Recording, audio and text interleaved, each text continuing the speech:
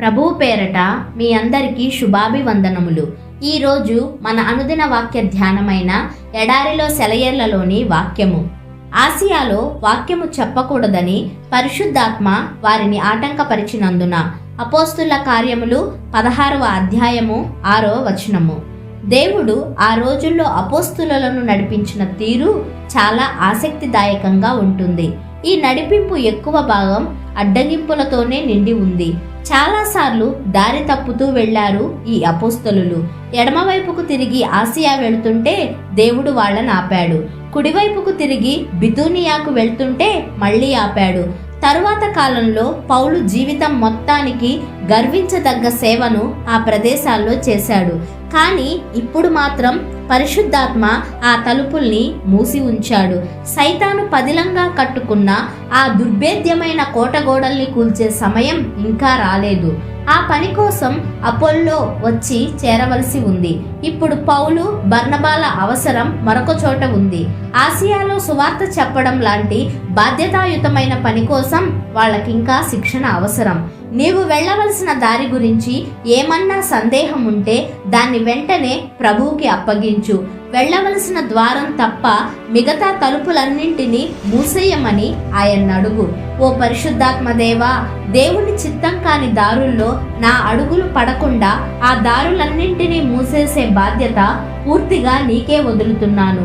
నేను కుడి ప్రక్కకైనా ఎడమ ప్రక్కకైనా తిరిగితే నా వెనుక నుండి నీ స్వరం వినిపించు అంటూ ప్రార్థించు. ఈ లోపల నువ్వు నడుస్తున్న దారిలోనే సాగిపో. నీకు అందిన పిలుపుకి లోబడే ఉండు. పౌలుకి పరిశుద్ధాత్మ దేవుడు మార్గాన్ని ఎలా బోధించాడో నీకు కూడా అదే విధంగా బోధించాలని ఎదురు చూస్తున్నాడు. అయితే ఆయన నిన్ను ఒక పని చెయ్యనీయకుండా ఏమాత్రం అడ్డుపెట్టినా విధేయుడవ్వడానికి నువ్వు సిద్ధంగా ఉండాలి.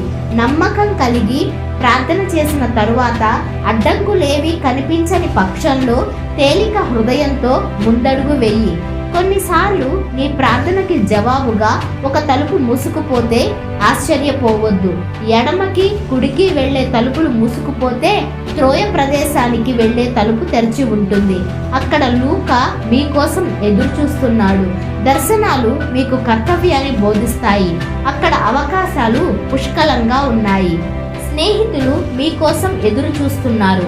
నీ జీవితంలో విడదీయరాయని చిక్కుందా? ఛేదించలేని రహస్యపు దిక్కుందా? నిజాలు వెలికి తీసే దేవుడున్నాడు. ఆయన చేతిలోనే ఆ తాళం ఉంది. తండ్రి చేత మూయబడిన తలుపు నీ ముందుందా? అది తెరుచుకోవాలని నీ అంతరంగం ఉవ్విళ్ళూరుతుందా? ఆయనే ఆ తలుపు మూసినవాడు. అది తిరిగి తీసేవాడు ఆయనే. చూడు, నెమ్మదిగల దేవుని పట్ల ఓర్పు కలిగి ఉండవద్దా? సర్వజ్ఞాని ఆయనేననడానికి అభ్యంతరం ఉందా? నీ భవిష్యత్ జీవితం నిర్ణయించినవాడు ఆయనే. దాని తలుపుల్ని తెరిచేవాడు. ధన్యకరమైన తాళం చెవి ఆయన దగ్గరుందని గుర్తిస్తే కడకు నీకే అది లభిస్తుంది. ధన్యత, ఆదరణ, విశ్రాంతిగా మారుతుంది.